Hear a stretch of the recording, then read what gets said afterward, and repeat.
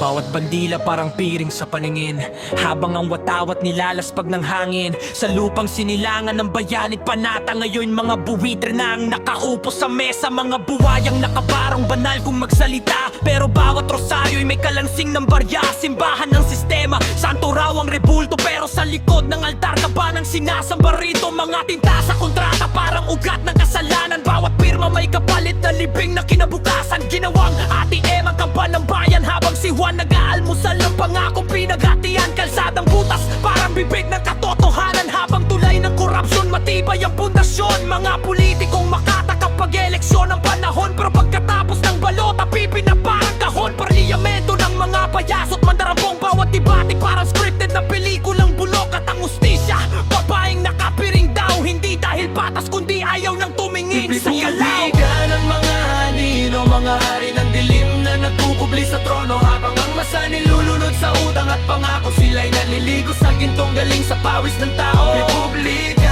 ng mga anino, mga diablong nagkaparong at banal ang tono. Kapag pera ang usapan, mabilis ang boto, pero pag mahirap ang sumigaw, bingi ang gobo. Pag-pen jingle parang oyaing makamandat, pinapatulog ang taong sawang-sawa ng sugatan. At bawat trapulin mukha ng huwad na mesiyas, na ginawang hagdan ng sikmura na mahirap. May ayuda raw, parang ambon sa disyerto, isang patak kapalit ng 5 taong impyerno. Mga mambabatas, batas lang sa mahihirap. Kapag mayaman ang salarin, malamig ang posas. Mga estudyante nilalamon ng matrikula, habang anak ng politiko abroad ang bakasyon. Kada buwan magsasakang nakayuko sa lupang tinubuan, pero importasyon ang iniluluklok sa hapagkainan. Pilipinas kung parang ibong may pakpak, pero paulit-ulit binabarin ng gahaman.